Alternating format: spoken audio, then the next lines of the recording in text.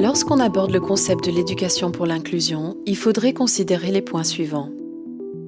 Le droit à une éducation équitable et de qualité comme fondement des sociétés plus justes et pacifiques. Un accès équitable au savoir et un apprentissage pertinent pour tous et dans tous les systèmes éducatifs.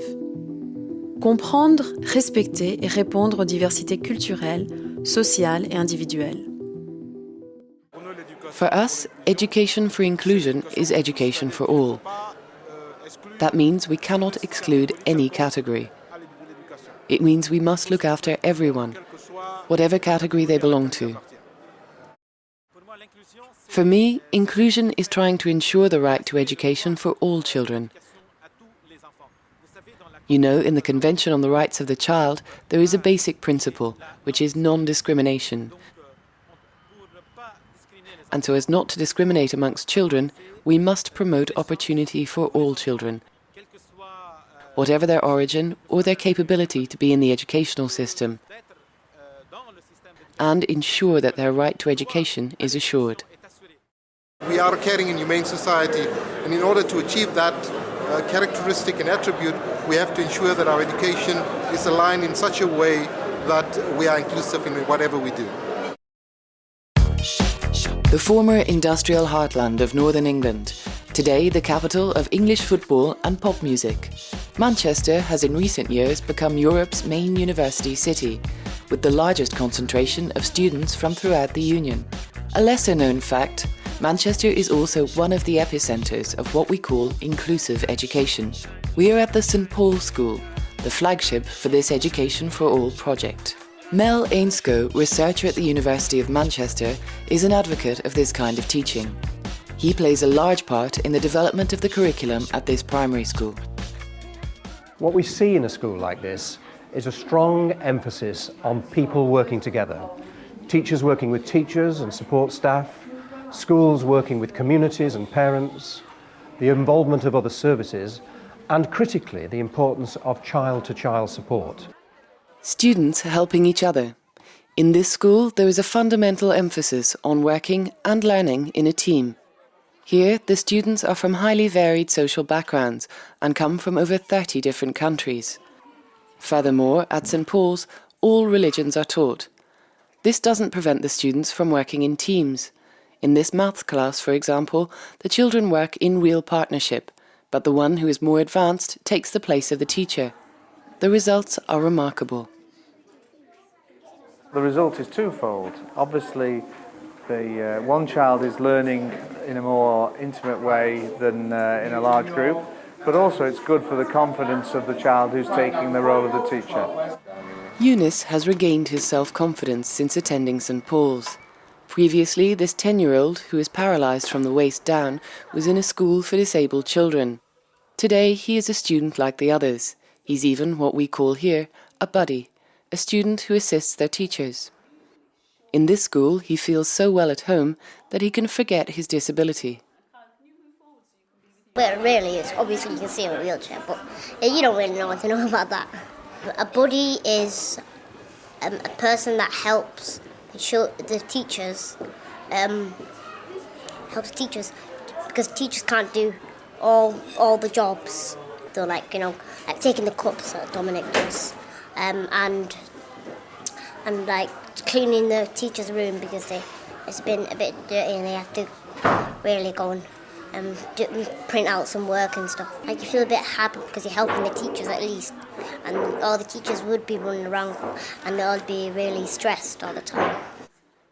For his teachers, Eunice's disability is no obstacle to his learning. Eunice, we just have to be careful that furniture isn't in his way. Eunice doesn't have a learning need, he just has a physical need. So he just needs to be sure that he can move around freely and he can access the lesson in the same way as everybody else.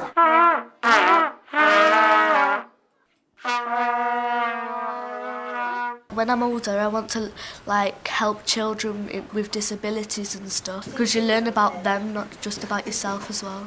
Similarly, I think for the receiving school, the benefits are there for all pupils. It's not just for the individual children with needs. I kind of think what happens is that the children become much more accepting of difference, and it becomes part of the norm, so that they don't notice the difference, because that acceptance of difference is just part of the culture of the school. Accepting differences is about learning to listen to others. Here at St Paul's, student councils are organised. Each of the students gives their opinion on the concrete problems of life at the school. Today, the problem is bullying. So we have one about standing about bullies. So now our school council will discuss how to make an expanse on standing up to bullies. So have you any ideas? Yeah. So maybe like we have a few teachers around, because then when like we have a teacher in every area, so they can come have a look around the area to see if there's any bullying. Can we have a bully stop, like where there's like a table with when stress balls, so when they get angry they can just come and squeeze them with a few teachers there to make sure no one messes around with them. We could have like a bench with the play pals that we're gonna have, and say if someone sat there, they could like try and cheer them up, and one of the play pals might go and play with him if they got no one to play with. That's a very good point. Yeah, we could do that. At St Paul's, the school tries to instil the values of responsibility and autonomy from the earliest age. In order to do this, a number of educational activities are open to them at nursery school level, from natural sciences to drama, as well as art and learning to write. A curriculum where children are free to choose and which allows them to explore their abilities and their tastes, as well as making their own decisions about what they would like to learn. I think that children need to lead their own learning, and there comes the point when they've learnt what they need to learn and they want to move on to the next activity. Sometimes they might concentrate for a very long time. These children have been here about 5, nearly 10 minutes now, and other children might go to something for a very short while and then feel they've learnt what they need to learn and skip on to something else that seems exciting to them. In this school, the high level of fulfilment of the children is the result of close cooperation between teachers and parents, to the degree where some parents provide very concrete assistance to the teachers by taking part personally. This mother is quite happy to give up some of her time to come to class.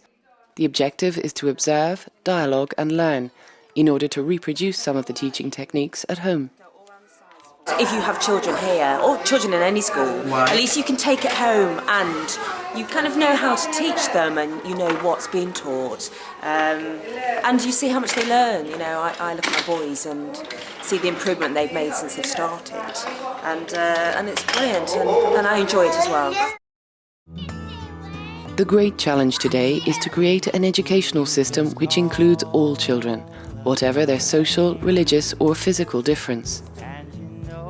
Learning to live together, to coexist with people who are different, and to be enriched through our differences. This is inclusive education.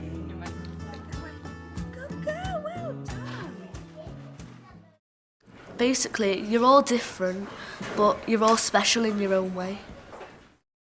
Culture and ethos of the school, that's what makes it work. I think that is the bottom line. Where it works really well, it's because it is just part of the bones of the school. If you want other children to be as clever as you have to give a little bit of money, at least, like £1 or something like that. If you want them to be happy or get a job like you guys, or they want to look up to you, really, you have to pay them or something like that. Make sure they go to school or have a house, or at least have a reputation.